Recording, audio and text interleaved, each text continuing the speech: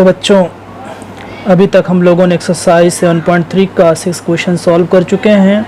आज हम एक्सरसाइज 7.3 का क्वेश्चन नंबर 7 सॉल्व करेंगे और देखेंगे कि इसको किस तरीके से सॉल्व करते हैं। इस क्वेश्चन में दिया हुआ है in figure 7.32 In figure 7.32, radius of circle is 3.4 cm and perimeter of sector PABC is 12.8 cm. Find the area of sector PABC। मतलब बोल रहा है कि ये जो सर्कल है, आपके बाजू में डायग्राम भी दिया हुआ है, ये डायग्राम है, इसका यहाँ से लेकर यहाँ से तक लेकर से यहाँ तक का पूरा जो लेंथ है, जिसको हम पेरीमीटर बोल सकते हो, पेरीमीटर आपको दिया हुआ है 12.8 सेंटीमीटर। इसका मतलब ये रेडियस और लेंथ ऑफ द आर्क मिलकर ये पूरे हिस्से का पेरीमीटर निकला। अब आपने को इसी एरिया, इसका जो पार्ट है, ये पार्ट जो सेक्टर है, उसका हमको एरिया निकालना है। तो सबसे पहले अगर हमको एरिया निकालना है और आपको सर्कल का रेडियस दिया, अगर ये 3.4 है तो ये भी 3.4 सेंटीमीटर होगा। क्लियर? यहाँ से लेके यहाँ तक का जो लेंथ है उसको हम लेंथ ऑफ आर्क बोल सकते हैं, जिसको हम स्मॉल l से रिप्रेजेंट कर सकते हैं। तो सबसे पहले जो दिया हुआ वो लिखते हैं। यहाँ दिया हुआ रेडियस दिया हुआ r is equal to 3.4 centimetre और पेरीमीटर ऑफ सेक्टर दिया हुआ है, perimeter of sector P of ABC is equal to 12.8 centimetre. आपको फाइंड करना है क्या? Area of sector find out करना है ABC का। तो अब इसको सॉल्व कैसे करेंगे? सबसे पहले हमको इसमें L निकालना पड़ेगा। इसका मतलब जो पेरीमीटर ऑफ सेक्टर हो किससे मिलके बना हुआ है, यहाँ पे लिख सकते हैं पेरीमीटर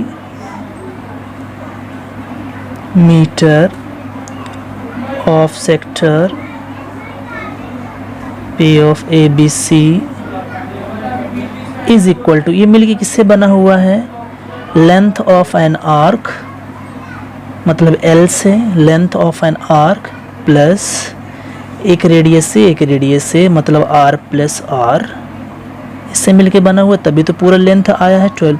तो यहाँ पे perimeter of the sector P of कितना है? 12 पॉइंट है। तो हम इसके जगह क्या लिखते हैं? 12.8 इज इक्वल टू L अपने पास है नहीं क्योंकि L मालूम नहीं, लेकिन रेडियस मालूम है 3.4 प्लस 3.4। ध्यान समझना सब लोग, ध्यान दो। फिर 12.8 is equal to L plus, देखो 3.4 दोनों दो बार आए तो इसको ऐड करेंगे 6.8 आ जाएगा। 6.8 प्लस में इधर पे आएगा तो माइनस हो जाएगा, तो लिखेंगे 12.8 minus 6.8 is equal to L। अगर हम 12.8 में से 6.8 माइनस करेंगे तो आपके पास आएगा 6 इज इक्वल टू L। मतलब ऐसा लिख सकते हैं L is equal to 6 centimetre. ये आपका लेंथ ऑफ एन आर्क आ गया।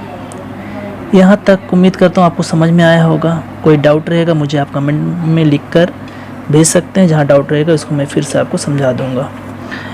दूसरा, अभी लेंथ ऑफ एन आर्क निकल गया, आपको एरिया निकालना है, एरिया ऑफ द सेक्टर जिसको बोलते हैं, एरिया ऑफ द सेक्टर निकालना है। आपके पास एंगल है नहीं और आपके पास लेंथ ऑफ एन आर्क आ गया, रेडियस है। तो length of arc and radius और एरिया ऑफ द सेक्टर का जो फॉर्मूला है आपको मैं पहले बता चुका हूँ, वो फॉर्मूला अप्लाई करेंगे। यहाँ लिखेंगे एरिया ऑफ सेक्टर, मतलब ऐसे लिख सकते हैं एरिया ऑफ सेक्टर, किसका एरिया?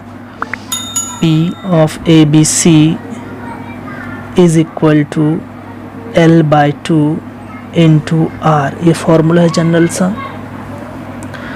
अब अगर हम L की वैल्यू देखें तो L अपना 6 आया था और यहाँ पे 2 इंटू रेडियस अपना आया था कितना? 3.4। यहाँ लिखेंगे 3.4, 2 1 ज़ा 2, 2 3 ज़ा 6। इसका मतलब यहाँ पे आ गया क्या? 3 इंटू 3.4। अब इसको हम करते हैं क्या? 3 4 ज़ा 12, 1 3 3 ज़ा 9 9 1 10, 10.2 सेंटीमीटर स्क्वायर। ये आपका आंसर आया। मतलब आपको फाइनल आंसर लिख सकते हैं area of PABC is equal to 10.2 centimetre square. ये आपका फाइनल आंसर आया। उम्मीद करता हूँ आपको जितना भी मैं इस प्रॉब्लम समझा रहा हूँ आप लोगों को समझ में आ रहा होगा।